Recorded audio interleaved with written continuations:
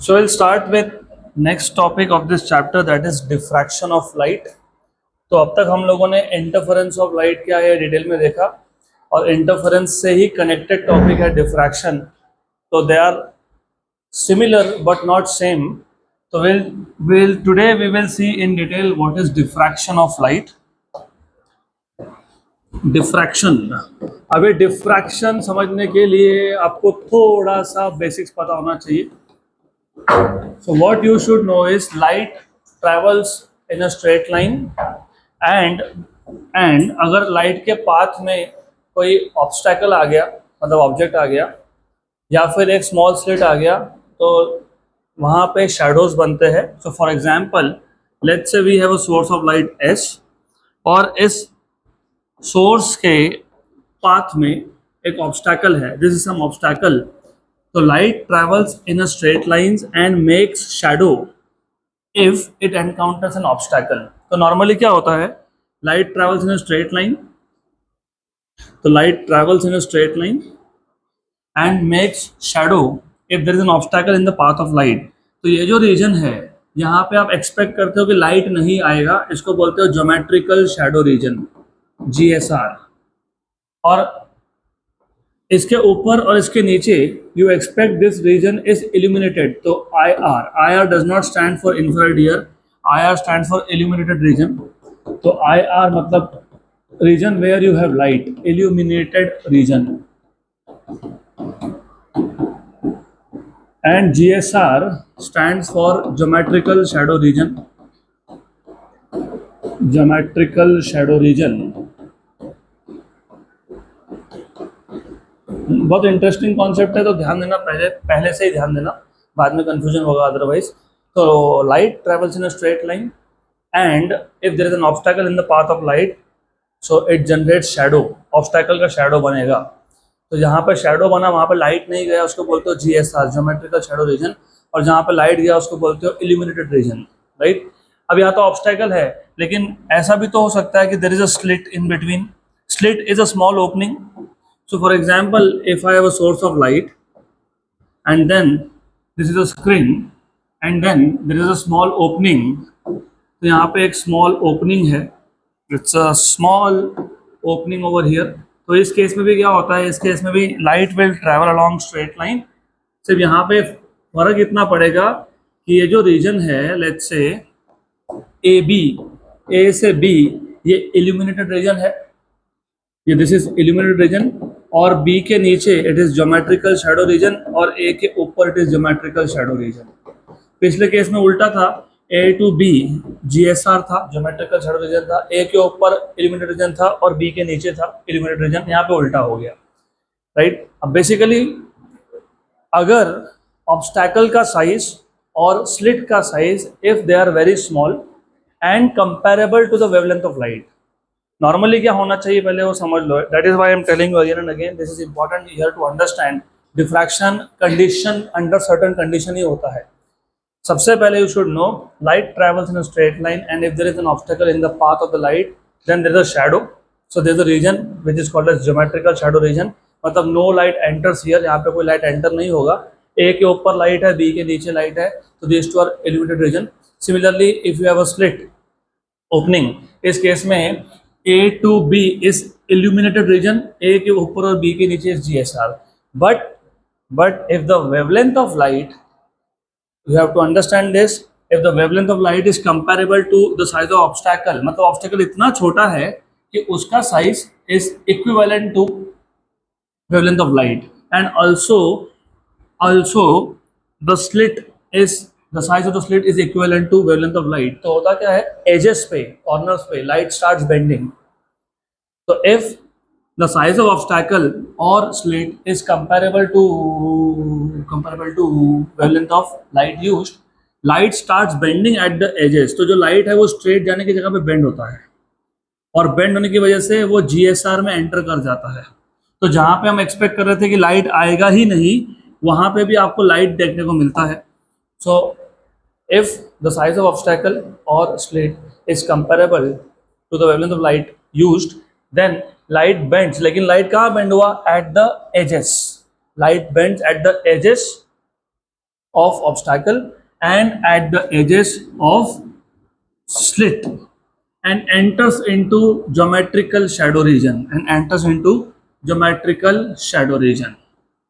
This bending of light at the edges of the obstacle or slit and spreading into geometrical shadow region is called as diffraction of light.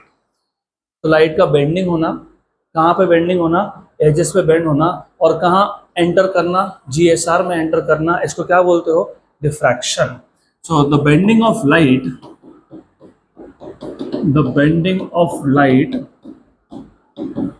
at the edges of obstacle and of course or slit and spreading into geometrical shadow region is known as diffraction of light.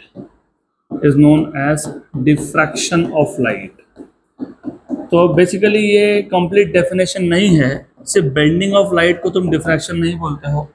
तो जो light bend हुआ इसका interference pattern produce होता है. So the bending of light and the interference together is called as diffraction. वो हम देखेंगे धीरे धीरे. अभी तो फिलहाल बेसिक डेफिनेशन है कि लाइट बेंड हो रहा है. और याद रखो लाइट हर केस में बेंड नहीं होता, कंडीशन है. जो भी ऑब्स्टैकल है it should be very small. कितना small, comparable to the wavelength of light used. अगर आपका वेवलेंथ फॉर एग्जांपल 7000 एंगस्ट्रॉम का है, रेड कलर का लाइट यूज कर रहे हो आप, तो ऑब्स्टैकल का साइज भी लगभग उतना होना चाहिए. इट शुड बी माइक्रोमीटर, क्योंकि 7000 एंगस्ट्रॉम इज 7 × 10⁻⁷ मीटर. 10⁻⁷ मीटर है वो, तो 0.7 × 10⁻⁶ हो गया, मतलब माइक्रोमीटर का रेंज. तो ऑब्स्टैकल का साइज भी माइक्रोमीटर का ही रेंज चाहिए, अदरवाइज होता नहीं है, राइट. इफ पॉसिबल हम लोग ट्राई करेंगे टू डिमॉन्स्ट्रेट डिफ्रैक्शन, करेंगे ट्राई, बिकॉज लेज़र तो है ही. सिर्फ लेज़र के आगे मुझे एक पतला सा थ्रेड रखना है and then you will see a very beautiful diffraction pattern. तो ये तो घर पे भी कर सकते हो. ब्रिंग अ लेज़र, एक बहुत बारीक सा थ्रेड लो, खुद का हेयर भी ले सकते हो. जस्ट प्लग अ हेयर, और हेयर को स्ट्रेच करना पड़ेगा. You have to keep it taut and then shoot this laser light. उसके पीछे एक तुम ग्राफ पेपर रख दो and you will see a diffraction pattern also.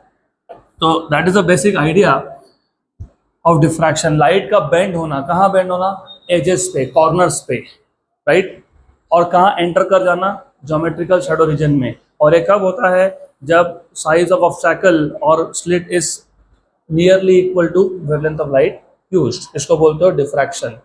अब डिफ्रैक्शन दो टाइप के हैं.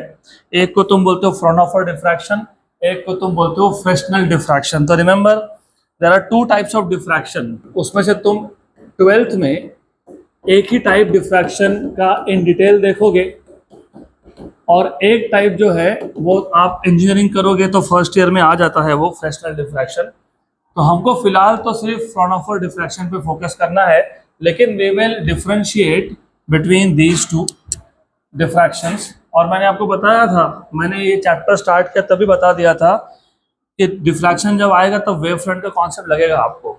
तो फ्राउनहोफर डिफ्रैक्शन में और फ्रेस्नेल डिफ्रैक्शन में एक ही बेसिक डिफरेंस है, ओनली वन.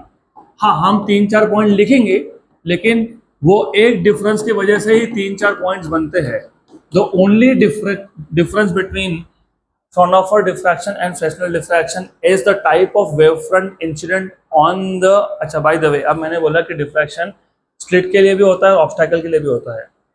तो स्लिट हो या ऑब्स्टैकल हो, ये दोनों क्या प्रोड्यूस कर रहे हैं, डिफ्रैक्शन. इसके आगे से मैं इनको कॉमन नाम दे दूंगा, डिफ्रैक्टिंग सिस्टम. क्या बोलेंगे, डिफ्रैक्टिंग सिस्टम. चाहे वो स्लिट हो चाहे वो ऑब्स्टैकल हो, general name will be diffracting system. तो देखो दोनों में डिफरेंस क्या था, डिफरेंस यही है, लाइट जो सोर्स से आ रहा है वो कहाँ आ रहा है, ऑब्स्टैकल पे या स्लिट पे. ऑब्स्टैकल या स्लिट कौन है, डिफ्रैक्टिंग सिस्टम है, बराबर. और यहाँ से डिफ्रैक्टिंग सिस्टम से लाइट पास होने के बाद कहाँ जा रहा है, स्क्रीन पे, राइट. तो जो वेव फ्रंट डिफ्रैक्टिंग सिस्टम पे आया और जो वेव फ्रंट स्क्रीन पे गया, जो वेव फ्रंट डिफ्रैक्टिंग सिस्टम पे आया और जो वेव फ्रंट स्क्रीन पे आया, ये दोनों होते हैं plane wave front for Fraunhofer diffraction, और फॉर फ्रेस्नेल ये होते हैं स्पेरिकल या फिर cylindrical wave fronts. That is the only difference, बाकी कोई डिफरेंस है ही नहीं, एक ही डिफरेंस है। The wave fronts which are incident और which are falling on the diffracting system and the screen are plane wave fronts, and in this case the wave fronts falling on diffracting system and the screen are spherical wave front। वो आपके notes में मैंने point number 2 लिखा है, इधर वो point number 1 लिख रहा हूँ। So the wave front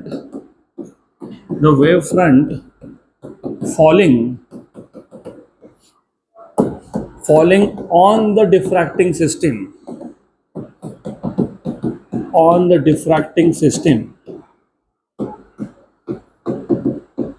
and the screen is a plane wave front, good। Similarly, the wave front falling on the diffracting system and the screen is a cylindrical or a spherical wave front, or a cylindrical wave front।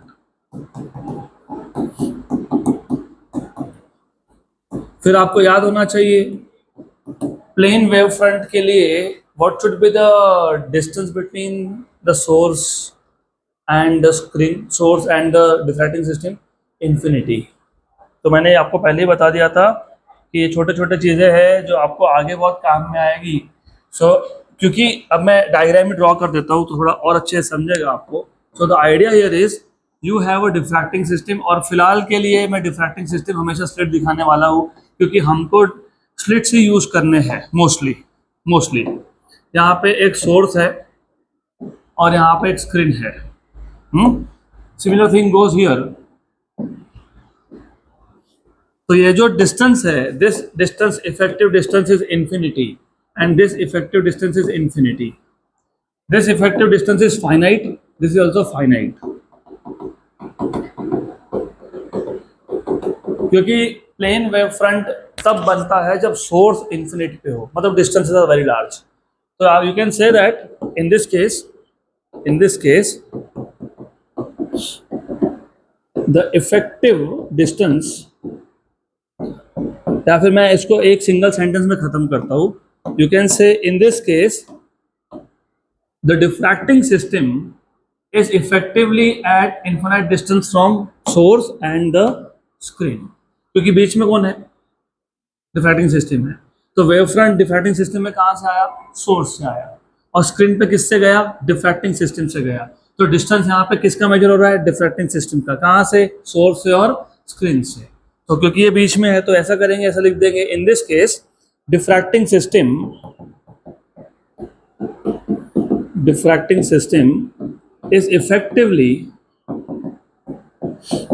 is effectively at infinite distance,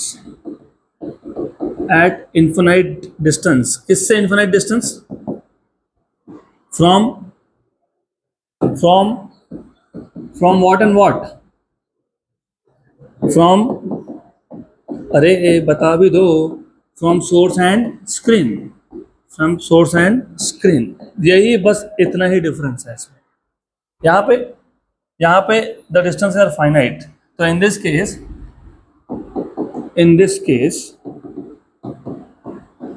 the diffracting system,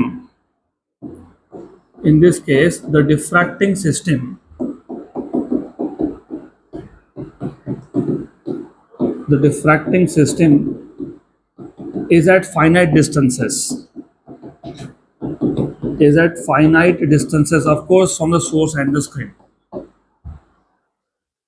Good, but you have to think practically ऐसा possible ही नहीं है कि हम screen को डिफ्रैक्टिंग system से और source को डिफ्रैक्टिंग system से इन्फिनिट डिस्टेंस पे रखें। हो ही नहीं सकता ऐसा। करते हो क्या ऐसा एक्सपेरिमेंट्स, डिफ्रैक्टिंग सिस्टम मुंबई में, सोर्स चेन्नई में और स्क्रीन दिल्ली में, ऐसा तो नहीं हो सकता ना। You cannot have practically infinite distances. इसका मतलब you will have to find a way of converting spherical wave front into a plane wave front. Now how do you do that? बहुत सिंपल सी चीज़ है। आपको थोड़ा सा रे ऑप्टिक्स का नॉलेज लगने वाला है यहाँ पे, if you remember of course. Ray optics में ना तुमने इस टाइप का लेंस देखा था, क्या बोलते हैं इसको, कॉन्वेक्स लेंस, इसको बोलते हैं बाय कॉन्वेक्स लेंस। और ये बाय कॉन्वेक्स इक्वी कॉन्वेक्स हो जाता है अगर दोनों सरफेस का रेडियस सेम हो तो फिलहाल तो बाय कॉन्वेक्स है।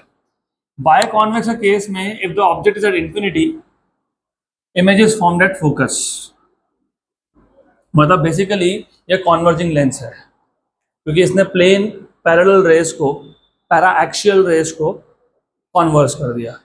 You can also think the other way round, तुम ऐसा भी सोच सकते हो कि अगर मेरा ऑब्जेक्ट फोकस पे है, ऑब्जेक्ट इज एट फोकस, तो rays from point object are diverging, तो ये डाइवर्जिंग रेस को पैरेलल बना देता है, राइट। अब think of this as a point source. Point source कौन सा वेवफ्रंट देता है, स्पेरिकल, स्पेरिकल। और लेंस से पास होने के बाद जो डाइवर्जिंग रेस थे, मतलब जो स्पेरिकल वेवफ्रंट था, वो रेस कैसे बन गए, पैरेलल, मतलब वो स्पेरिकल वेवफ्रंट किस में कन्वर्ट हो गया, प्लेन वेवफ्रंट। तो इन दिस केस जहां पे तुमको प्लेन वेवफ्रंट चाहिए, क्योंकि effectively distances can not be infinity, तो यहाँ पे तुम pair of convex lens use करोगे। पेयर ऑफ कॉन्वेक्स लेंस क्यों यूज करेंगे, क्योंकि सोर्स से जो लाइट निकल रहा है, वेवफ्रंट आ रहा है, वो स्पेरिकल है, और हमको स्क्रीन पे, मतलब हमको पहले तो डिफ्रैक्टिंग सिस्टम पे कौन सा वेवफ्रंट चाहिए, प्लेन। तो एक मैं लेंस यहाँ रख दूंगा, बराबर। अब प्रॉब्लम हो जाता है कि देखो ये सोर्स तो स्पेरिकल वेवफ्रंट दे रहा था, लेंस ने किस में कन्वर्ट कर दिया, प्लेन में। बट तुमको पता है डिफ्रैक्टिंग सिस्टम पे क्या हुआ, Huygens principle, every point behaves as if it is a secondary source. तो जैसे ही plane wave front diffracting system पे आया, तो वहां पे हर एक point of the plane wave front is behaving like a point source, और पॉइंट सोर्स कौन सा वेव फ्रंट देता है, स्पेरिकल। तो वापस स्पेरिकल बन गया ये, तो इसको वापस कन्वर्ट करना पड़ेगा ना प्लेन वेव फ्रंट में, तो और एक लेंस यूज होगा। तो यहाँ पे a pair of biconvex lens is required. यहाँ पे लेंस आर नॉट रिक्वायर्ड, तो no lens is required in this case. That is the only difference, खत्म। ये 3 पॉइंट है डिफरेंशिएशन के, तो अभी याद रखना है। इसके बाद it's too simple, the wavefront falling on the diffracting system and the screen is a plane wavefront for Fraunhofer diffraction, and it is a spherical or cylindrical wavefront for Fresnel diffraction. यह होने के लिए effective distance between diffracting system and the source and the screen should be infinite, or in case of Fresnel diffraction distance are finite. अब practically हम लोग infinite distances नहीं रख सकते हैं, तो हमको we have to find out some way of converting a spherical wave front into a plane wave front. तो हम लोगों ने pair of biconvex lens use कर लिया, कहाँ पे, फ्राउनहोफर डिफ्रैक्शन में, राइट। फ्रेस्नेल में जरूरत ही नहीं है। तो as a part of the syllabus आपको सिर्फ एक ही टाइप का डिफ्रैक्शन है, उसमें भी एक ही केस है, स्पेशल केस है। तो यू हैव अभी आपके नोट्स में ना वो प्रिंट नहीं हुआ टाइटल, वो जो डायग्राम है ना, डायग्राम, हाँ, उसके ऊपर टाइटल था Fraunhofer diffraction at single slit, Fraunhofer diffraction at single slit. तो वो प्रिंटिंग में कट गया, वो वहां पे प्रिंट हुआ नहीं है, Fraunhofer diffraction at single slit. तो फ्रेस्नेल और फ्राउनहोफर से तुमको सिर्फ फ्राउनहोफर देखना है, वो भी एट अ सिंगल स्लिट देखना है। बोलोगे सिंगल स्लिट मतलब क्या, तो ठीक है, थोड़ा सा तुमको फ्यूचर में लेके जाता हूँ। फ्यूचर में, क्योंकि most of you will be doing engineering, तो ऐसा है फ्यूचर में, मतलब इंजीनियरिंग में डिफरेंस क्या है, देखो ये तुम अभी ऐसा करने वाले हो, you are going to use only a single slit, लेकिन when you will go into engineering, physics of course compulsory subject है फर्स्ट ईयर में, वहां पे ना तुम ऐसा एक सिस्टम यूज करोगे जहां पे पर इंच, रिमेंबर पर इंच, एक इंच में 50,000 स्लिट्स है, 50,000 स्लिट्स पर इंच। इसको तुम बोलते हो डिफ्रैक्शन ग्रेटिंग,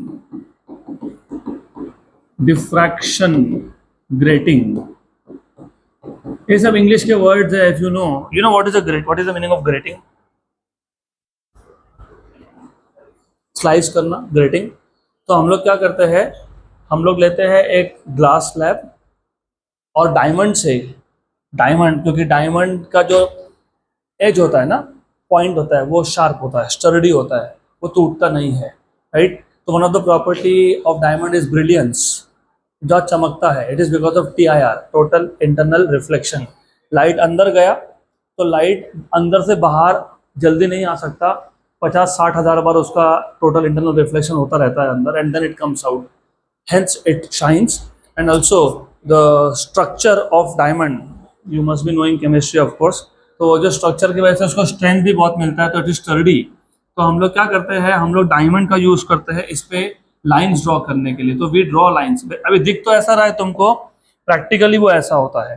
तो you have a glass plate, transparent glass plate है तुम्हारे पास, और then you take diamond, and with the help of the edge of the diamond you draw lines here.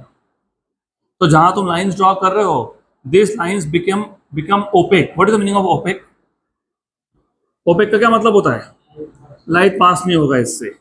तो इन ओपेक लाइन के बीच में जो स्पेस दिख रहा है ना, वो ट्रांसपेरेंट है, तो वहां से तो लाइट पास होगा।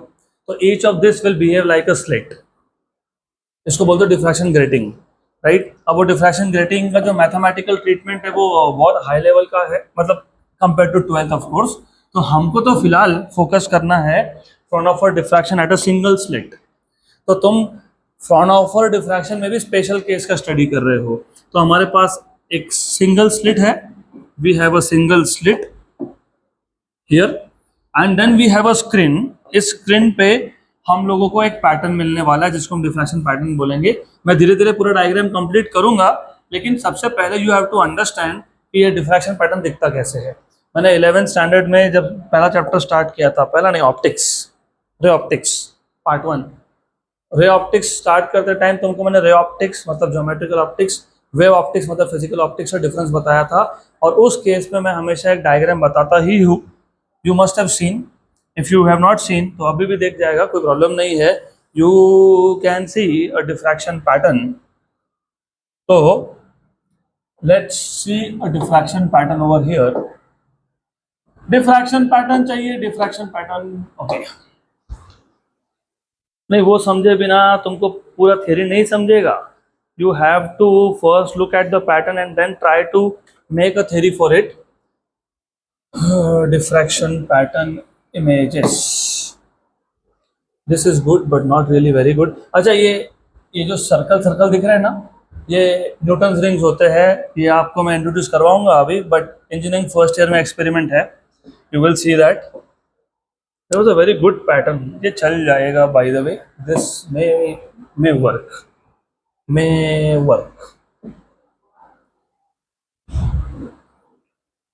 not really good but ठीक है, चलने जैसा है।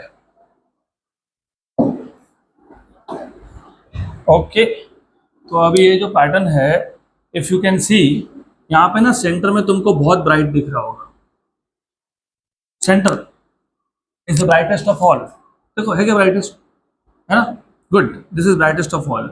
इसको बोलते हैं सेंट्रल मैक्सिमा, सेंट्रल मैक्सिमम। क्यों सेंट्रल मैक्सिमम? क्योंकि मैक्सिमम मतलब सिंगुलर, क्योंकि ऐसा एक ही जगह होता है जहाँ पे सबसे ज्यादा इंटेंसिटी होता है। उसके दोनों साइड पे तुमको दिख रहा होगा लाइट नहीं है, तो वो क्या है, मिनिमा है। क्या है वो, मिनिमा। मिनिमा मतलब डार्क, डार्क मतलब डिस्ट्रक्टिव। उसके दोनों साइड पे वापस क्या है, ब्राइट है लेकिन लेस ब्राइट है। ये मैक्सिमा है लेकिन ये प्रिंसिपल मैक्सिमा नहीं है। अब देखो वर्ड्स कैसे चेंज होते हैं। पहले मैंने बोला सेंट्रल मैक्सिमम, सेंट्रल मैक्सिमम क्यों बोला, क्योंकि सेंट्रल पे मैक्सिमम बना, सेंटर पे कंस्ट्रक्टिव इंटरफेरेंस हुआ, सेंटर पे हाईएस्ट इंटेंसिटी है, इसलिए सेंट्रल मैक्सिमम। और क्योंकि सेंटर पे ही सबसे ज्यादा इंटेंसिटी है तो उसको प्रिंसिपल मैक्सिमम भी बोलते हो। प्रिंसिपल सबसे ज्यादा इंटेंसिटी यहाँ पे है, उसके दोनों साइड में क्या है, डार्क है। डार्क मतलब कौन, मिनिमा। फिर क्या है, ब्राइट है लेकिन लेस ब्राइट है, तो that is maxima, but that is not principal maxima, that is called as secondary maxima. क्या बोलते हैं उसको, सेकेंडरी मैक्सिमा। फिर वापस कौन है, मिनिमा, राइट। उसके बाद वापस कौन है, मैक्सिमा, लेकिन लेस ब्राइट है। तो ओवरऑल जब तुम पैटर्न की बात करोगे ना, तो पैटर्न आपका ऐसा बनने वाला है and we have to explain this. तो पैटर्न ऐसा बनेगा, चलो यहीं पे ड्रॉ कर देता हूँ बेटर। स्क्रीन का जो सेंटर है ना, स्क्रीन का centre that appears brightest, so you have the brightest over here. और क्योंकि ये स्क्रीन के सेंटर पे ही है तो इसका नाम है सेंट्रल मैक्सिमम। और क्योंकि ये एक ही ऐसा जगह है जहां पे सबसे ज्यादा इंटेंसिटी है, इसी को तुम बोलते हो प्रिंसिपल मैक्सिमम। तो सेंट्रल या प्रिंसिपल मैक्सिमम के दोनों साइड्स पे डार्क डार्क है। और डार्क डार्क जो है ना वो पॉइंट्स है, बैंड्स नहीं है। इंटरफेरेंस पैटर्न में बैंड्स बनते थे, यहाँ पे पॉइंट्स है और दोनों साइड पे डार्क है। ये मिनिमा है, पहला मिनिमा। उसके बाद ब्राइट है यस है, लेकिन लेस ब्राइट है compare to centre, it is less. Okay, उसके बाद वापस मिनिमा है, उसके बाद दोनों साइड्स पे वापस मिनिमा है, और उसके बाद फिर मैक्सिमा है, लेकिन मैक्सिमा ये और भी कम ब्राइट है। तो overall pattern is something like this: brightest, then no light, then light but less light मतलब faint, then no light, then light but even less light मतलब फेंट। तो ऐसा सेंटर से दूर जाओगे तो पैटर्न इज फेडिंग अवे। तो ये इसको बोलते हो डिफ्रैक्शन पैटर्न, राइट। अब मैंने इसलिए बोला ना कि ये इंटरफेरेंस है, लेकिन ये स्पेशल टाइप ऑफ इंटरफेरेंस है। ऐसा क्यों? क्योंकि इंटरफेरेंस पैटर्न में ऐसा कुछ नहीं होता था। पहली बात तो इंटरफेरेंस पैटर्न में जहां जहां कंस्ट्रक्टिव इंटरफेरेंस हुआ, जहां जहां ब्राइट बैंड बना, वहां पे इक्वली ब्राइट बना। तो वहां पे प्रिंसिपल और सेकेंडरी ये वर्ड यूज नहीं करने पड़े हमको, क्योंकि जहां भी ब्राइट है इक्वली ब्राइट है, right. Number 2, if you have noticed वहां पे ब्राइट और डार्क सबका फ्रिंज विड्थ सेम था। यहाँ पे चेक करना पड़ेगा, वी विल चेक। यहाँ पे सेम नहीं आएगा। जो सेंट्रल मैक्सिमम है ना उसका विड्थ ज्यादा होता है, उसके बाद वाले का विड्थ कम होता है, वो चेक करेंगे। इसको और इमेजिन करना है, it's a simple concept, you just have to keep this in mind. और थोड़ा सा पुअर जो रहेंगे मेरे, because you will have to remember this. तो imagine I have a box of chocolates and then I throw it like this towards you. क्या होगा? जो सामने बैठे हैं सबसे ज़्यादा चॉकलेट उनके पास जाएंगे, फिर मैं भी नहीं मिलेगा, फिर मैं भी मिलेगा कम मिलेगा, फिर मैं भी नहीं मिलेगा, फिर मिलेगा कम मिलेगा। तो यहाँ से ना चॉकलेट के यहाँ पे लाइट इमेजिन कर लो, यहाँ से लाइट आ रहा है और ये जो स्लिट है ये लाइट को थ्रो करने का, स्प्रेड करने का काम कर रहा है। ये धीरे धीरे थ्योरी डेवलप होगा, पूरा थ्योरी है ये। तो थ्योरी के लिए तुमको इमेजिनेशन बढ़ाना पड़ता है, नहीं तो नहीं याद रहता है। It's very simple. और कंडीशंस भी उल्टे होने वाले हैं। जहाँ पे कंस्ट्रक्टिव इंटरफेरेंस का कंडीशन था, यहाँ पे डिस्ट्रक्टिव वाला होने वाला है, उल्टा होने वाला है। तो there will be a points where you reach, we have the maximum light, मतलब maximum intensity, brightest, which is at the center.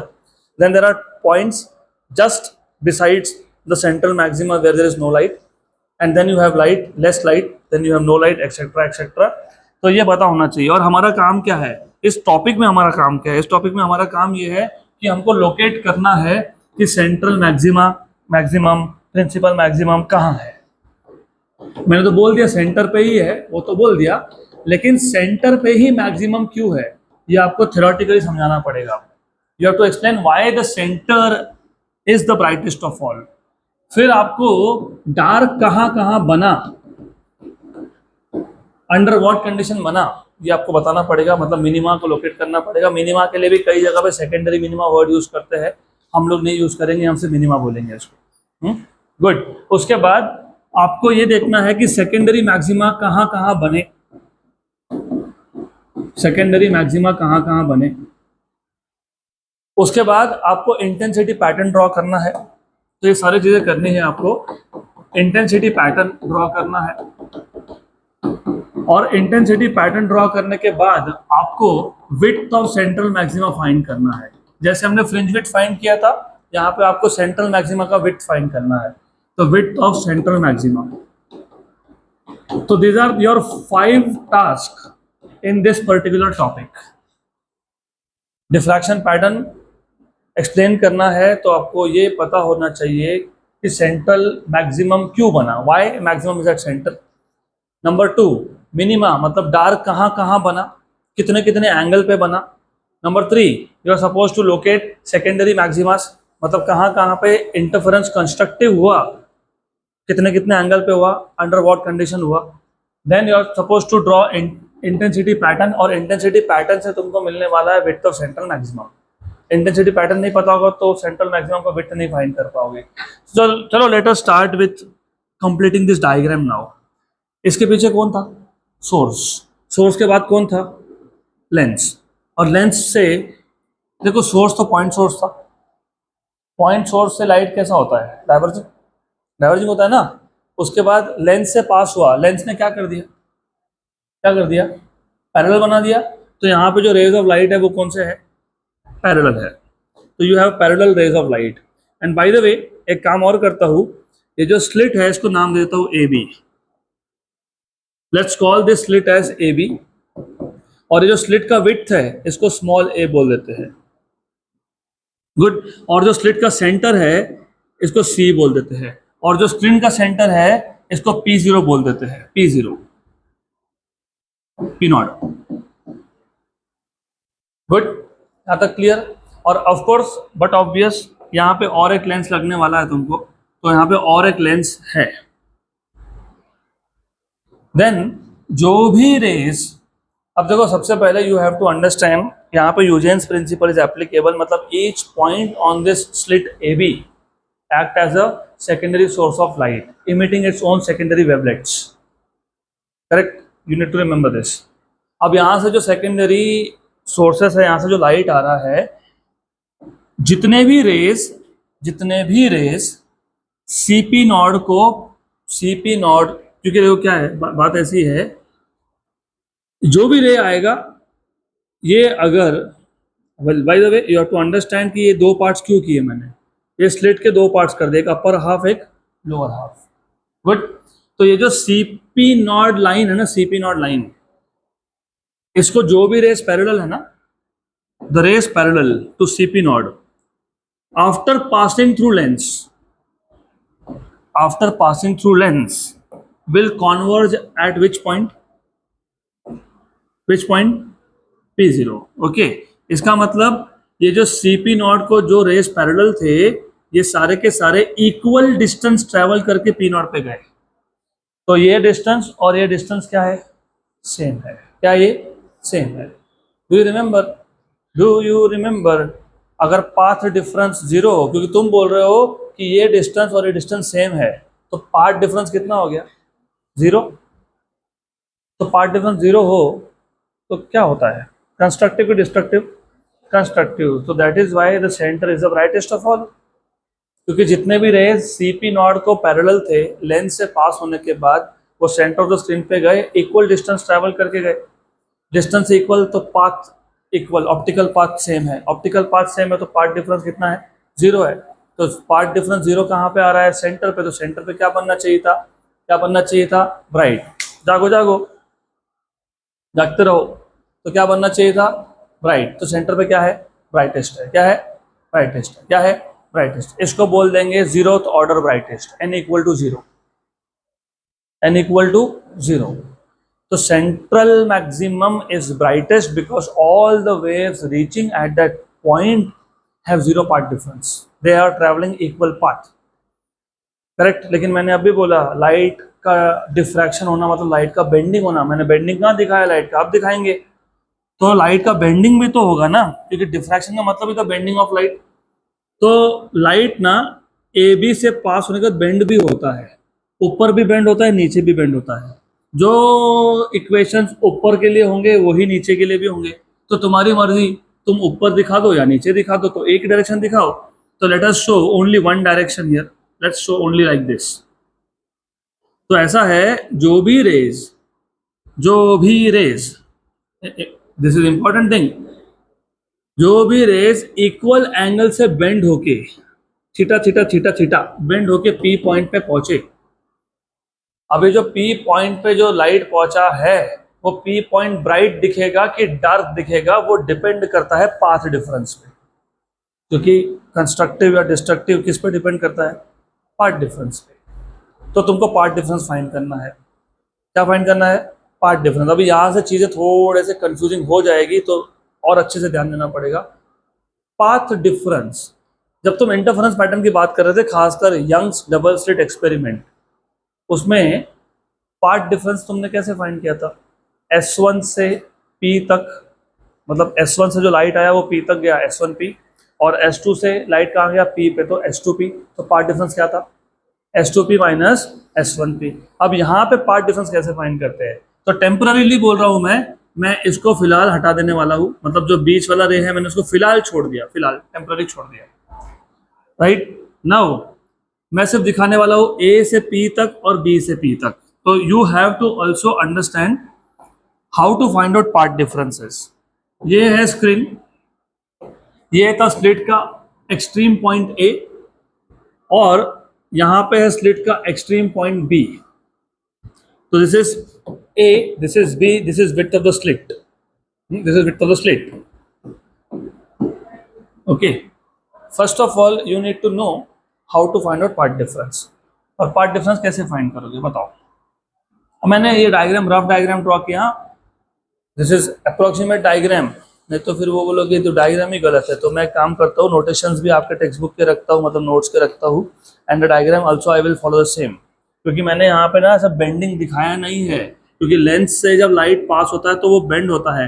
Lens से पास होने के बाद लाइट सिर्फ तब नहीं बेंड होगा जब वो ऑप्टिक सेंटर से पास हो। तो ये कुछ बेसिक चीजें हैं which I expect that you should know at this stage. तो ये पता होना चाहिए आपको कि लाइट का बेंडिंग होता है, सिर्फ ऑप्टिक सेंटर से जो लाइट पास हो उसका बेंडिंग नहीं होता है। ऑप्टिक सेंटर से जो पास हो उसका बेंडिंग क्यों नहीं होता, उसका भी रीजन है। What is the reason, what is the reason? Angle of incidence become zero, angle of refraction become zero. μ1 sin i equals to μ2 sin r। अगर नॉर्मल के डायरेक्शन में लाइट जा रहा है तो नॉर्मल के डायरेक्शन में लाइट जाना मतलब एंगल ऑफ इंसिडेंस जीरो होना, क्योंकि तुम एंगल कहाँ से मेजर करते हो, नॉर्मल से। आई जीरो हो गया तो आर जीरो होता ही है। तो अभी थोड़ा सा ये पता होना चाहिए, because while taking all this मैं कभी कभी बहुत रफ डायग्राम ड्रॉ कर देता हूँ। तो चलो कोई बात नहीं, अच्छा है टाइम पे ध्यान गया। तो ऐसा है, ऐसा है और ऐसा है। Angle by which the light is bending is same here. All these three cases angle is same. But as I told you, जो लाइट ऑप्टिक सेंटर से पास होगा बस उसका बेंडिंग नहीं होगा, बाकी का बेंडिंग होगा। तो अभी वो आपके ऊपर है, आपको कैसा दिखाना है, but you have to understand light will bend इधर दिस वे और that way, but it will bend, it will bend. Good. तो अब जस्ट कीपिंग फॉर सिंप्लिसिटी ये पता होना चाहिए आपको कि लाइट बेंड हुआ, हमको उस पार्ट तक जाना ही नहीं है, हमको सिर्फ यहीं पे फोकस करना है। Then you must know, as I told you, कि हमको वहां तक जाना नहीं है, हमको फोकस तो यहाँ पे करना है। तो मैं स्क्रीन तक तो दिखाने ही नहीं वाला हूँ। ये ऐसा गया, ये ऐसा गया लेंस तक, और लेंस के बाद बेंड हुआ वो। तो मैं यहाँ पे लेंस दिखा के छोड़ देता हूँ। I am not interested in what is happening there in the lens, हमारा मतलब भी नहीं वहां पे। तो ऐसा है, ए और बी मतलब एक्सट्रीम पॉइंट्स, ए और बी एक्सट्रीम पॉइंट से जो रेज आ रहे हैं। By the way you also have to remember each point, हर एक point on this wave front itself is a source of light, और ये C is the centre of the slit. हम जब बोल रहे हैं पाथ डिफरेंस किसका, या तो हर एक पॉइंट ही सोर्स है, तो किसका path difference between the rays coming from extreme points. कौन से extreme points, A and B. कौन से, ए एंड बी। अब पता है आपको कि दो रे में, किसी भी दो रे में पाथ डिफरेंस कैसे निकालते हैं। एक रे से दूसरे रे तक परपेंडिकुलर ड्रॉप किया जाता है। You have to drop a perpendicular, let us call this as E point. क्यों ऐसा, क्योंकि अब थोड़ा सा और इमेजिन करो। अब मैं फिलहाल अगर लेंस को हटा देता हूँ फिलहाल, तो यू हैव टू इमेजिन कि ए पॉइंट और ई पॉइंट के आगे, ए पॉइंट और ई पॉइंट के आगे this will look like a rectangle, और रेक्टेंगल में पैरेलल साइड्स क्या होता है, सेम। मतलब अभी ए और ई पॉइंट के आगे तो पाथ डिफरेंस है नहीं, तो पाथ डिफरेंस है कहाँ पे, what is path difference, B. What is path difference? What is path difference? B. तो आई रिपीट अगेन, हमने पहले लोकेट किया सेंट्रल मैक्सिमम, हमने एक्सप्लेन किया कि सेंट्रल मैक्सिमम क्यों बना, क्योंकि ए बी जो स्लिट था वहाँ पे जब लाइट आया, वेव फ्रंट आया, each point behaves like a secondary source of light, और जितने भी रेस सी पी नॉट को पैरेलल थे वो सारे के सारे सेंटर तक आने के लिए इक्वल डिस्टेंस ट्रेवल करके आए, तो पाथ डिफरेंस जीरो हो गया, तो सेंटर पे मैक्सिमम बना। फिर हमको एक्सप्लेन करना था कि मिनिमा कहाँ कहाँ बना। अब मिनिमा कहाँ कहाँ बना या फिर सेकेंडरी मैक्सिमा कहाँ कहाँ बना, मिनिमा या मैक्सिमा डिपेंड करता है पार्ट डिफरेंस पे। तो पहले पता होना चाहिए पार्ट डिफरेंस कितना है। अब पार्ट डिफरेंस किसकी बात कर रहे हो, यहाँ तो हर एक पॉइंट ही सोर्स है, तो किसका path difference between extreme rays. Extreme rays मतलब पहला और आखिरी, first point is A and last point is B. अब how to find out path difference between these two, किसी भी दो रे में, ऑलवेज रिमेंबर, किसी भी दो रे में पार्ट डिफरेंस फाइंड करना है तो एक रे से दूसरे रे तक क्या ड्रॉप करना पड़ता है, परपेंडिकुलर। तो हमने ड्रॉप कर दिया परपेंडिकुलर। इसका मतलब क्या कि जो परपेंडिकुलर ड्रॉप किया तुमने, तो ए पॉइंट और ई पॉइंट के बाद पार्ट डिफरेंस नहीं है, क्योंकि ए और ई के बाद अगर तुम देखोगे तो तुमको रेक्टेंगल जैसा दिखेगा, और रेक्टेंगल के जो साइड्स होते हैं वो क्या होते हैं, सेम इन लेंथ। मतलब ए के आगे और ई के आगे पार्ट डिफरेंस नहीं है, जो भी पार्ट डिफरेंस था वो ये था, क्योंकि ए ने कम डिस्टेंस ट्रेवल किया है और बी से आने वाले रे ने ज़्यादा डिस्टेंस ट्रेवल किया है। कितना ट्रेवल किया है, बी। तो what is path difference here, it is B. तो पाथ डिफरेंस इज बीई, मतलब delta is equals to BE. अब तुमको सिर्फ बी फाइंड करना है, और you remember this is A, remember, और ये 90 डिग्री है, मतलब हाइपोटेन्यूज, क्योंकि नॉर्मल ड्रॉप किया ना तुमने तो ये 90 है, हाइपोटेन्यूज कौन हो गया, ए बी। अब आपको ये भी थोड़ा सा ध्यान रखना पड़ेगा, बहुत सारा ज्योमेट्री है। ये एक लाइन ड्रॉ कर देता हूँ horizontal. Do you remember this angle was angle of bending theta. देखो मैंने ड्रॉ किया था यहाँ पे, ये एंगल क्या था, थीटा। क्या था ये, थीटा। तो ये एंगल कितना है, थीटा है, और तुम बोल रहे हो ये परपेंडिकुलर है। अगर ये 90 है तो ये कितना है, 90 माइनस थीटा है। क्या है ये, 90 माइनस थीटा। अगर ये 90 माइनस थीटा है, ये टोटल एंगल कितना है, 90 है, तो फिर ये कौन है, थीटा, ये थीटा है। तो this is theta. Now I wanted to find out what is path difference. तो what will be path difference, by the way, path difference equals to B. हाँ गुड। तो मुझे बताओ बीई, ये थीटा का कौन सा साइड है, अपोजिट। तो साइन की कॉस साइन, तो sine theta will be opposite side upon hypotenuse which is A B. तो you have BE equals to A B sine theta. मतलब basically path difference is A B is a slit width, where a is the width of the slit, a sin theta. So what is part difference, a sin theta. What is part difference, a sin theta. अब coming to the conditions of minima. अच्छा मुझे कौन बताएगा, who will tell me what was the condition for constructive interference? Part difference equals to what, part difference equals to what, n lambda। क्या था, n lambda। यहाँ पे वो destructive का कंडीशन बन जाता है। तो जो इंटरफेरेंस में कंस्ट्रक्टिव था वो यहाँ पे डिस्ट्रक्टिव है, तो यहाँ पे पार्ट डिफरेंस कितना आया तुम्हारा, ए साइन थीटा। और अगर path difference equals to N lambda हुआ तो क्या बनेगा, मिनिमा बनेगा। क्यों बनेगा बताता हूं मैं, पर पहले समझ लो। तो जो कंडीशन कंस्ट्रक्टिव इंटरफेरेंस का था वो यहाँ पे डिस्ट्रक्टिव का है, तो you have a sine theta equals to N lambda, this is condition for minima.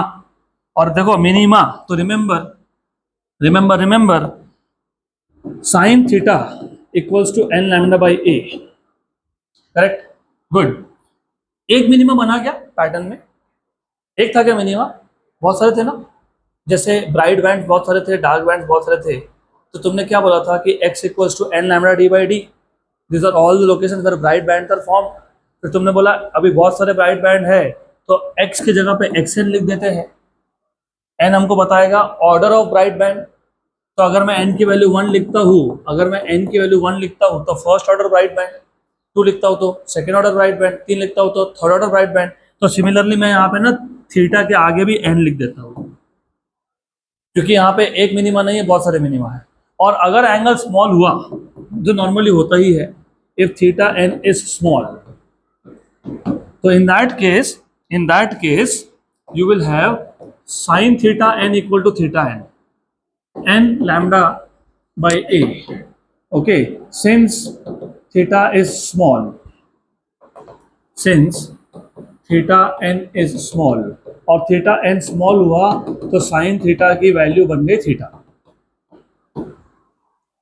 सही है। तो ये वो सारे एंगल है जिस जिस एंगल पे क्या बनेगा, मिनिमा बनेगा। क्या बनेगा, मिनिमा। मिनिमा क्यों बनेगा बताता हूँ मैं, 2 मिनट रुक जाओ, पहले लोकेट तो कर ले। अब ऐसा है, कहाँ कहाँ बनेगा फिर, what is the value of n? Zero नहीं हो सकता, यही प्रॉब्लम है, जीरो नहीं हो सकता। क्यों नहीं हो सकता जीरो? भाई सेंटर पे तो ब्राइट बन गया ना, तो वहीं डार्क कैसे बनेगा?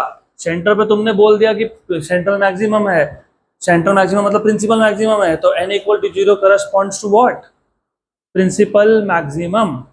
इसलिए मैंने इंटरफेरेंस में n को m कर दिया था डार्क के लिए, यहाँ नहीं करने वाला हूँ, यहाँ नहीं करने वाला हूँ मैं, क्योंकि यहाँ करूँगा तो कन्फ्यूजन ज़्यादा क्रिएट हो जाएगा। तो जहाँ पे कन्फ्यूजन कम करना था वहाँ पे मैंने नोटेशन चेंज कर दिए, डिस्ट्रक्टिव के लिए m बोल दिया। ये यहाँ पे चेंज करने गया तो कन्फ्यूजन बढ़ जाएगा, अब इसलिए उसको वैसा ही रखो। गुड। तो रिमेंबर, यहाँ पे हम लोग कंस्ट्रक्टिव डिस्ट्रक्टिव मतलब मिनिमा मैक्सिमा दोनों के लिए सेम वेरिएबल n यूज करने वाले हैं, लेकिन हमने पहले ही बोल दिया है कि सेंटर पे बनने वाला है ब्राइट, मतलब n की value zero corresponds to the centre which is central maximum. तो वहां पे मिनिमा कैसे बन सकता है? नहीं बन सकता है मिनिमा, तो इसके लिए अभी n की वैल्यू 1 से स्टार्ट होगी। और बाय द वे सेंटर के दोनों साइड पे मिनिमा बनते हैं, दोनों साइड पे बराबर, तो plus minus plus minus plus minus. और इसलिए तुमको मिल जाएगा कौन से एंगल पे मिनिमा बनने वाला है, plus minus lambda by a, plus minus 2 lambda by a, plus minus 3 lambda by A, and so on so fourth. आप समझते हैं कि कंडीशन उल्टे क्यों हो गए? तो एन लैम्डा पार्ट डिफरेंस तो कंस्ट्रक्टिव था ना, इधर हमने उल्टा बोल दिया। अब ऐसा क्यों? थिंक। पहली बात तो बताओ, इंटरफेरेंस के लिए तुमको कितने सोर्सेस चाहिए? 2। ठीक। Now now think, let's go back to this diagram. C was the center of the slit, बराबर, correct. C is the center of the slit। इसका मतलब मैं ऐसा इमेजिन कर सकता हूँ कि जो भी रे, 2 रेस चाहिए, तो एक रे आ रहा है अपर हाफ में से, एक रे आ रहा है लोअर हाफ में से। अब इमेजिन करो कि ए और बी यहाँ से जो वेव्स आ रहे हैं, अगर उनमें पाथ डिफरेंस लैम्डा हुआ, कितना हुआ? Lambda. What is the path difference? Lambda corresponds to what? Constructive की destructive? Constructive. Constructive destructive? Constructive. तो रिमेंबर, अगर ए और बी में से जो वेव आ रहा है, अगर उसका पाथ डिफरेंस लैम्डा हुआ तो कंडीशन कंस्ट्रक्टिव का था, करेक्ट है। लेकिन मैंने क्या बोला, हम क्या इमेजिन करेंगे कि एक रे कहाँ से आ रहा है? अपर हाफ से, एक लोअर हाफ से। मतलब ऐसा इमेजिन कर लो, एक आ रहा है ए के जस्ट नीचे से और एक आ रहा है सी के जस्ट नीचे से। तो जब ए और बी का पार्ट डिफरेंस लैम्डा था, तो ए और सी का कितना हो गया? कितना हो गया? अगर ए और बी का लैम्डा है पार्ट डिफरेंस, मैंने क्या बोला कि ए और बी का पार्ट डिफरेंस लैम्डा है, which is condition for constructive. लेकिन डिफ्रैक्शन में होता क्या है? अपर हाफ में से एक रे आता है, लोअर हाफ में से एक आता है। तो मैं मान लेता हूं कि एक रे जो है वो ए से आया, तो दूसरा कहां से आया? सी से आया। तो ए और बी में अगर लैम्डा पार्ट डिफरेंस है, तो ए और सी में कितना है? Lambda by 2। इसका मतलब एक्सट्रीम पॉइंट्स में अगर लैम्डा का पार्ट डिफरेंस है, तो एक्सट्रीम एंड सेंटर में कितना है? Lambda by 2। और लैम्डा बाई 2 कंडीशन किसका था? डिस्ट्रक्टिव का था, इसलिए कंडीशन वैसा लिखा जाता है।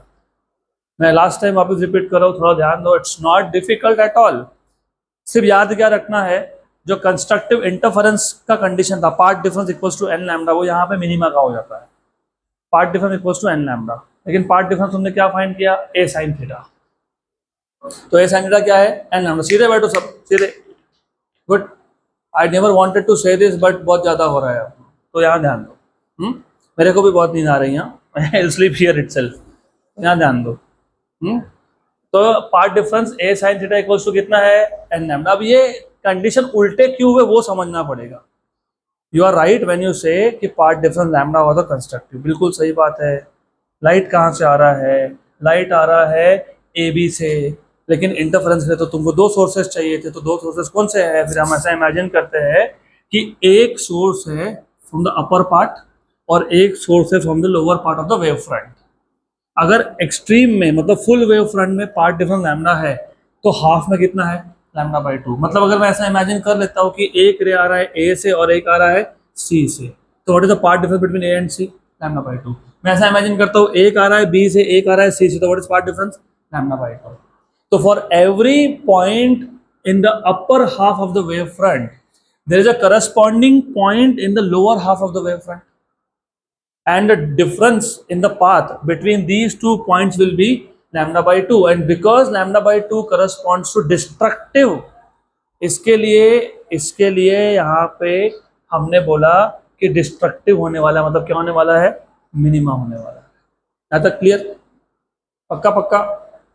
तो हम लोग यहाँ पे इंटरफेरेंस एक्सट्रीम रेस का देख ही नहीं रहे हैं, हम देख रहे हैं एक point from the upper part और corresponding point from the lower part. तो एक्सट्रीम में लैम्डा है तो उन दो पॉइंट्स में लैम्डा बाय 2 होगा, तो क्या बन जाएगा वो, लैम्डा बाय 2 मतलब कौन है, डिस्ट्रक्टिव है। तो पॉइंट कैसा दिखना चाहिए, मिनिमा। कैसा दिखना चाहिए वो, मिनिमा।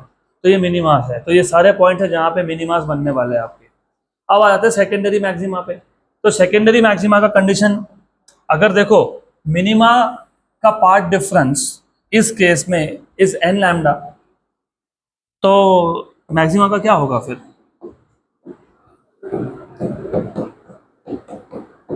अरे क्या होगा, कंडीशन उल्टे हो जाएंगे ना। थोड़ा मेरे को एक बात बताओ, कंस्ट्रक्टिव इंटरफेरेंस पार्ट डिफरेंस क्या था, डिस्ट्रक्टिव का क्या था, 2m माइनस 1 लैम्डा बाई 2, उसको m को हटा के वापस n में लाओ, 2n प्लस 1 लैम्डा बाई 2। तो वहां का डिस्ट्रक्टिव यहाँ का कौन है, कंस्ट्रक्टिव है, राइट। यहाँ का कौन है वो, कंस्ट्रक्टिव है, ब्राइट है ये। तो फिर यहाँ पे पार्ट डिफरेंस जब 2n प्लस 1 लैम्डा बाई 2 हो तो क्या दिखेगा, मैक्सिमा दिखेगा, ब्राइट दिखेगा। मतलब path difference a sine theta अगर हो तो a sine theta equals to क्या बन गया, 2n प्लस 1 लैम्डा बाई 2। तो साइन थीटा क्या हो गया, साइन थीटा हो गया 2n plus 1 lambda by 2a। और अगर एंगल स्मॉल है तो थीटा इक्वल्स टू क्या है, 2n plus 1 lambda by 2a। और एक जगह पे ब्राइट होगा क्या, नहीं, तो इसलिए theta n, where n is nth order secondary maxima, nth order secondary maxima. तो अब देख लो कहाँ कहाँ पे बनता है, पुट n की वैल्यू 1, जीरो नहीं डाल सकते, जीरो पे जीरो ऑर्डर है, प्रिंसिपल है, put n equals to 1, 3 lambda by 2a, 3 lambda by 2a, उसके बाद 5 लैम्डा बाई 2a, उसके बाद 7 लैम्डा बाई 2a। ये क्या स्क्रीन के एक साइड में होगा क्या सिर्फ, नहीं, ये दोनों साइड में होगा, तो ऐसा आएगा। और just to verify, to cross check, remember, do you remember, हर दो नोड में एक एंटी नोड होता है, हर दो वैक्स में एक वेन होता है, हर दो ब्राइट बैंड के बीच में एक डार्क बैंड होता है, तो हर दो मिनिमा के बीच में एक मैक्सिमा होना चाहिए। तो चेक कर लो, अगर आया तो ठीक। पहला मिनिमा कहाँ बना, लैम्डा बाई ए, दूसरा कहाँ बना, 2 लैम्डा बाई ए। तो 1 और 2 का सेंटर कौन होता है, 1.5, 3/2, बराबर। उसके बाद 2 लैम्डा बाई के बाद कब बना, 3 लैम्डा बाई ए। 2 और 3 का मिड पॉइंट कौन होता है, 2.5, 5/2, राइट। तो ये थ्योरी एग्जैक्टली सेम है, थोड़े थोड़े चेंजेस है। तो अब इसके आगे तुमको ओवरऑल पिक्चर ये पता होना चाहिए, सेंटर पे मैक्सिमा है। और बाय द वे इस पैटर्न को मैं हॉरिजॉन्टल स्क्रीन पे बता सकता हूँ, मैं वर्टिकल स्क्रीन पे बता सकता हूँ, तो हाउएवर यू वांट। तो ये आ गया आपका सेंट्रल मैक्सिमा। उसके बाद मैं जो क्रॉस ड्रॉ कर रहा हूँ, क्रॉस, दिस आर मिनिमास, तो यहाँ पे मिनिमा आ गया। उसके बाद you have a secondary maxima. अब ये जो सेकेंडरी मैक्सिमा है ना, ये फर्स्ट ऑर्डर सेकेंडरी मैक्सिमा है, this is first order secondary maxima. Then you have a minima, minima, ये फर्स्ट ऑर्डर मिनिमा थे, ये सेकेंड ऑर्डर मिनिमा है, ये फर्स्ट ऑर्डर सेकेंडरी मैक्सिमा है, ये भी फर्स्ट ऑर्डर सेकेंडरी मैक्सिमा है, ये 0th ऑर्डर है, सेंट्रल मैक्सिमम है। तो ये थोड़े से वर्ड्स को संभाल के यूज करना है यहाँ पे। Then you again have a bright one, less bright, So this is second order secondary maxima, and you have second order secondary maxima. This is how the pattern looks like. Bright is at the center, minima less bright, first order secondary maxima, then second order minima, then less bright, second order secondary maxima, then minima, third order minima, then you have again third order secondary maxima, so on so forth. ऐसा दिखता है. अब हमको इसका सिर्फ intensity pattern draw करना है.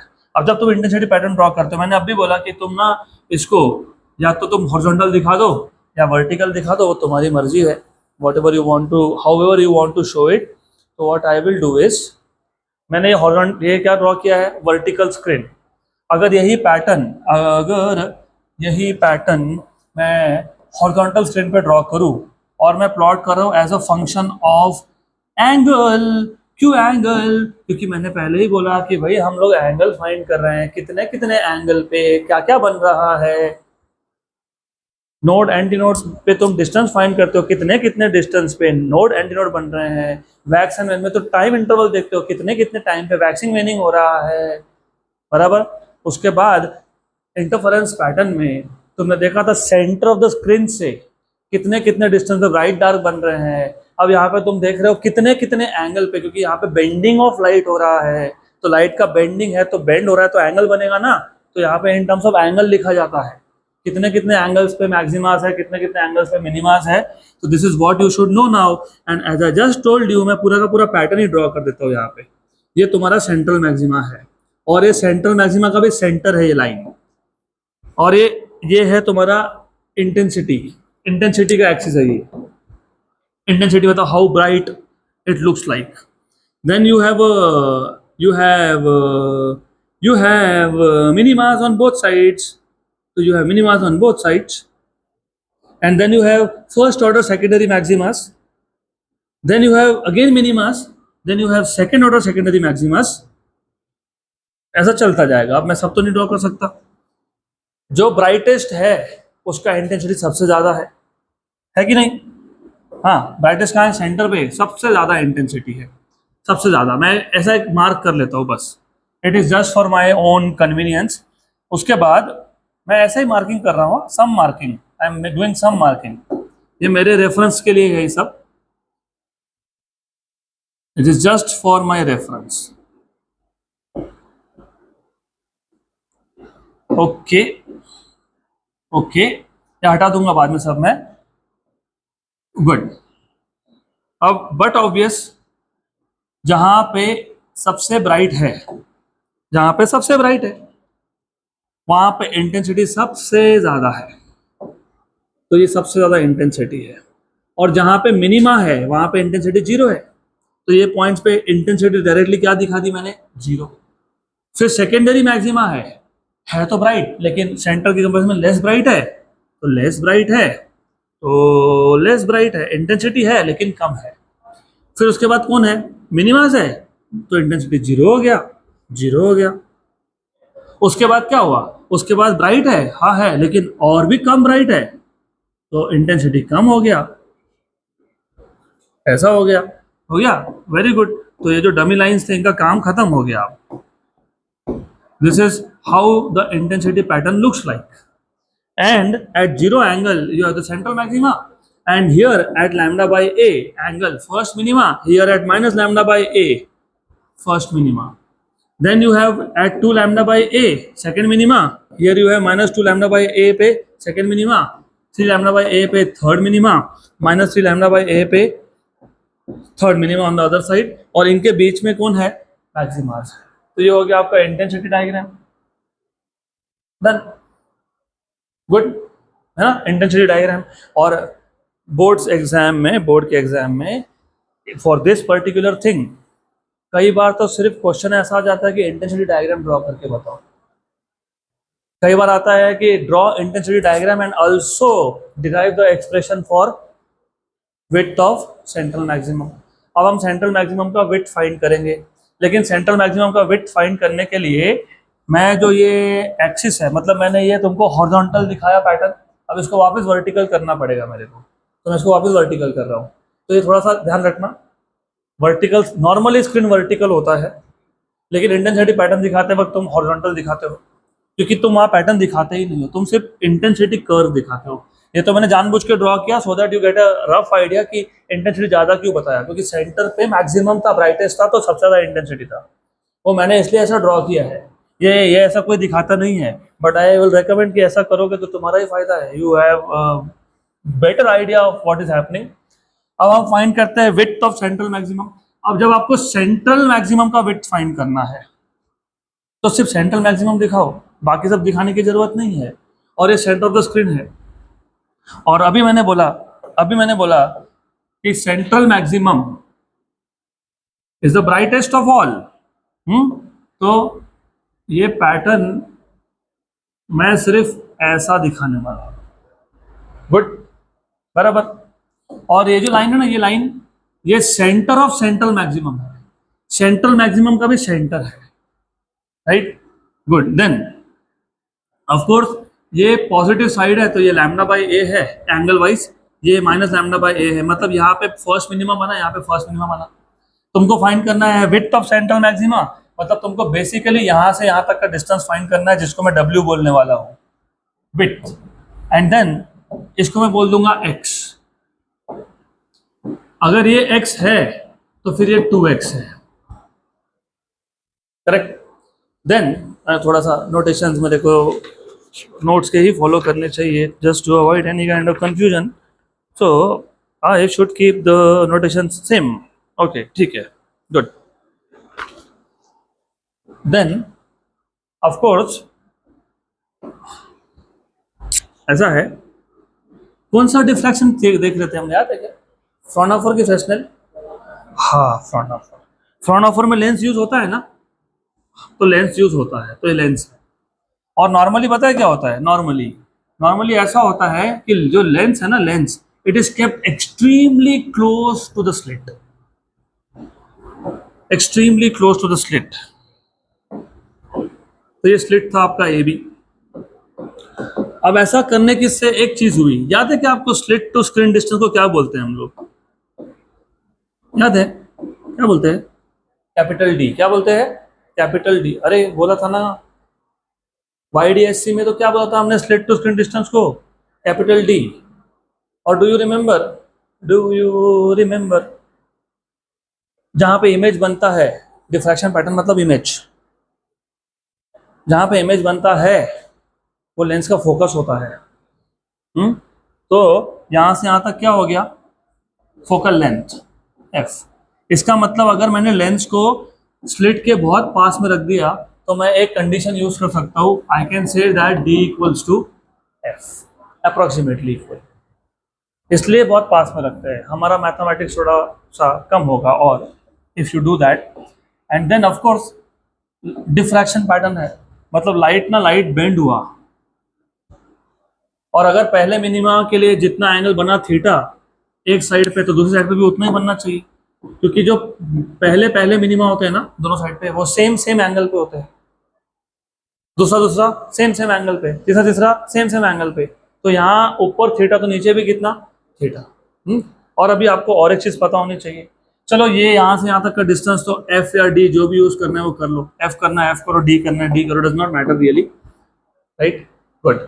What did you want to find out? You wanted to find out x, क्योंकि you wanted to find out 2x, तुमको width find करना था, which is 2x, x and x, 2x, तो x find करना है। Do you see theta को opposite है x, तो क्या यूज करेंगे, साइन की कॉस, साइन।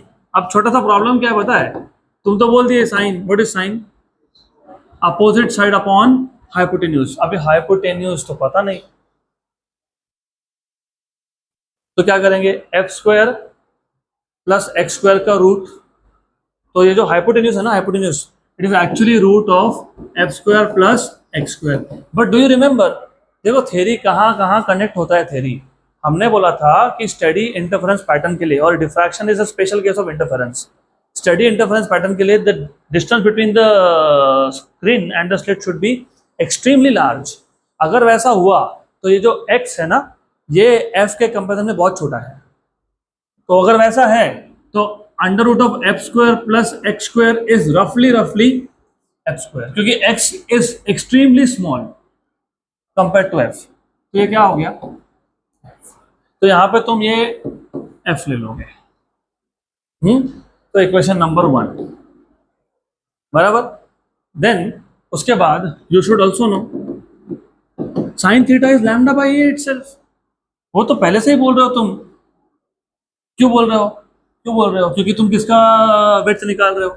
Central maxima. तो सेंट्रल मैक्सिमा के दोनों साइड्स पे कौन है? फर्स्ट मिनिमा है। और फर्स्ट मिनिमा के लिए साइन थीटा क्या बनता है? Lambda by A. But sine theta is also lambda by A. और एंगल्स तो वैसे भी स्मॉल है, क्योंकि एंगल स्मॉल है। एंगल स्मॉल होने की वजह से theta equals to X by F हो गया। इसको इक्वेशन 1 बोल रहा हूँ अब। और sine theta equal to lambda by A का क्या हो गया? Theta equals to lambda by A हो गया। Equation number 2। तो from 1 and 2, from equation number 1 and 2, what do you get? X by f equals to lambda by a। तो x क्या हो गया? lambda f by a। लेकिन f क्या था? d था, तो lambda d by a। तो what is width of central maxima? 2x, तो 2 lambda d by a आ गया। This is width of central maximum, right. अभी यहाँ तक तुम्हारा डिफ्रैक्शन का थ्योरी हो गया खत्म। अब एक आखिरी टॉपिक बाकी है। I will revise all this of course before we stop today. That is the comparison between interference and diffraction. वो एक टॉपिक। एंड एक है रेलिक्स क्राइटेरिया। तो Rayleigh's criteria will hardly take 10 to 15 minutes. पहले इसको revise कर लो, ये बहुत इंपॉर्टेंट चीज था, diffraction. So diffraction is nothing but, of course you should know, light travels in a straight line, but when it encounters obstacle or opening like slit, right, then it bends at the edges। condition ये था that the size of the obstacle or the slit should be comparable to the wavelength of light। light का bending हुआ at the edges and light enters into geometrical shadow region। not only it enters into geometrical shadow region, it also makes an interference pattern। So interference pattern along with the bending of light is called as diffraction। तो यहाँ पे जो diffraction हुआ है उसको diffraction pattern बोलते हैं। Good। Then there are two types of diffraction, Fraunhofer and Fresnel। मैंने डिटेल में बताया है दोनों में डिफरेंस क्या है। Then तुम्हारे सिलेबस में सिर्फ है Fraunhofer diffraction at single slit। हमारे पास एक सिंगल स्लिट था, AB, slit width is A। इसके पीछे एक लेंस था, क्योंकि हमको प्लेन वेवफ्रंट चाहिए। यहाँ पे भी एक लेंस है, क्योंकि वापस से प्लेन वेवफ्रंट चाहिए हमको। जो भी रेज CP0 की डायरेक्शन में जाएंगे, after passing through lens they travel equal distance to reach point P0 which is centre of the screen. क्योंकि पाथ डिफरेंस 0 आ रहा है, इसलिए सेंटर पे ब्राइटेस्ट होने वाला है, right. That is why centre is called as principal maximum. Central maximum is principal maximum, right. अब हमको देखना है कि कहाँ कहाँ पे मिनिमा बना। अब मिनिमा बना तो मिनिमा के लिए पार्ट डिफरेंस चाहिए, तो पहले हमने पार्ट डिफरेंस फाइंड किया। तो path difference between A and B extreme rays में फाइंड किया। What is path difference between extreme rays? BE. And what is BE? A sine theta. अब ये जो एक्सट्रीम पॉइंट से जो रेज आ रहे हैं, अगर इनमें पार्ट डिफरेंस लैम्डा है तो एक्सट्रीम और सेंटर में लैम्डा बाय 2 है, राइट, करेक्ट। तो if you have part difference of lambda between extreme rays, which means that extreme and center, which is C, part difference is lambda by 2। इसका मतलब A और B में अगर part difference lambda होगा तो A और C में lambda by 2 होगा। मतलब क्या होगा कि part difference corresponding to lambda in this case will correspond to destructive interference, will correspond to destructive। बोलोगे ऐसा बोल क्यों रहे हैं बार बार? तुमने part difference किसमें फाइंड किया? एक्सट्रीम में, है ना। ए और बी में कितना पार्ट डिफरेंस था? तो फिर तुम पार्ट डिफरेंस अगर एक्सट्रीम में फाइंड कर रहे हो तो path difference equals to lambda, extreme की बात होगी ना। तो अगर एक्सट्रीम में लैम्डा पार्ट डिफरेंस है तो सेंटर और एक्सट्रीम में कितना है? Lambda by 2। तो वो तो डिस्ट्रक्टिव का हो गया। मतलब path difference corresponding to lambda for A and B will basically give you destructive, मतलब मिनिमा। तो मिनिमा की कंडीशन मिल गई हमको। A sine theta equals to N lambda, तो वहाँ से sine theta equals to N lambda by A, तो theta equals to N lambda by A. तो you have this points plus minus lambda by a plus minus 2 lambda by a plus minus 3 lambda by a. This are the points of minimas. एक minima नहीं है, बहुत सारे minima है और दोनों side पे है, इसलिए प्लस माइनस लिखा है हम लोगों ने। कंस्ट्रक्टिव इंटरफेरेंस की कंडीशन यहाँ पे मिनिमा देती है, तो डिस्ट्रक्टिव की क्या देगी? मैक्सिमा। हाँ, लेकिन मैक्सिमा तो सेंटर पे था ना, वो नहीं, उसकी बात नहीं हो रही, वो अलग था। तो जो बच गए वो उसको क्या नाम दे दिया, सेकेंडरी मैक्सिमा। तो सेकेंडरी मैक्सिमा के लिए path difference should be 2n+1 lambda by 2। Path difference is a sin theta which is 2n+1 lambda by 2। तो sin theta is 2n+1 lambda by 2a। तो theta equals to 2n+1 lambda by 2a। मतलब कहाँ कहाँ पे secondary maxima बना, कहाँ कहाँ पे बना, +-3 lambda by 2a, +-3 lambda by 2a, +-5 lambda by 2a, +-7 lambda by 2a and so on so fourth. हो गया करेक्ट। अब हमने ड्रॉ कर दिया इंटेंसिटी पैटर्न। सेंटर पे मैक्सिमम ब्राइटनेस था तो मैक्सिमम इंटेंसिटी है, फिर मिनिमास है, फिर इंटेंसिटी कम हो गई तो कम हो गई, फिर मिनिमास है, फिर वापस और कम हो गई। ऐसा करते करते as you go away from the centre intensity become zero at some large distance. और यू नो इस पैटर्न का यूज करके तुम ए मतलब स्लिट विड्थ फाइंड कर सकते हो। मतलब तुम, क्योंकि मैंने बोला स्लिट हो तो भी डिफ्रैक्शन होता है, और अगर ऑब्स्टैकल हो तो भी होता है। हमने तो ये किया था experiment. So you see, what we wanted to do is we wanted to measure thickness of the hair, human hair. और ये शैम्पू वैम्पू के ऐड देते हैं ना, 10 दिन हमारा शैम्पू यूज़ करो हेयर का थिकनेस बढ़ जाएगा। तुमको फिजिक्स पता होगा तुम चैलेंज भी कर सकते हो उनको, कुछ नहीं बढ़ता। नो थिकनेस ग्रोस, 3x हो जाएगा। तो व्हाट वी डिड वाज, हमने ह्यूमन हेयर लिया, उस पर लेजर लाइट शूट कर दिया। लेजर लाइट शूट किया तो डिफ्रैक्शन पैटर्न बना। डिफ्रैक्शन पैटर्न बना तो देखो अभी सेंट्रल विड्थ का मैक्सिमम, इसके पीछे ग्राफ पेपर लगाया हुआ है। तो ग्राफ पेपर पे हमने ना ऐसा ऐसा और ऐसा मार्किंग कर लिया। और आपको पता है ग्राफ पेपर में बहुत सारे लाइन्स होते हैं, ईच लाइन इज 1 mm। मतलब I can find out the distance between the two minima just by counting the number of lines, and that will give me the width. और width का तो formula हमने अभी बनाया, और विड्थ के formula में तुमने देखा कि ए आता है। A is in this case obstacle, क्योंकि हमने स्लिट की जगह पे क्या यूज किया, हेयर। तो हेयर का थिकनेस मतलब तुम्हारा ए आ गया। तो यहां से ए हमको मिल गया 2 lambda D by W, correct. और डब्ल्यू कहां से मिला, ग्राफ पेपर से। और लैम्डा तो पता ही था क्योंकि लेजर लाइट यूज करे तो उस पर लिखा होता है कितना वेवलेंथ है। और कैपिटल डी तो डिस्टेंस है between screen and the slit, वो तो हम लोग मेजर कर ही सकते हैं। तो we were able to accurately measure thickness of hair. और क्यों उससे ही किया, what is the least count of your centimetre scale, 0.1 centimetre. What about vernier calliper, 0.01। What about screw gauge, 0.001। What about spherometer, 0.0001। अब उससे छोटे डिस्टेंस मेजर करने तो क्या करेंगे, डायरेक्ट मेथड्स नहीं है, इनडायरेक्ट मेथड। अगर तुमको 10⁻⁻⁴ -5 सेंटीमीटर तक जाना है तो you can use this technique to measure thickness और distances. Good, so will stop at this point, बाकी का कल देखते हैं।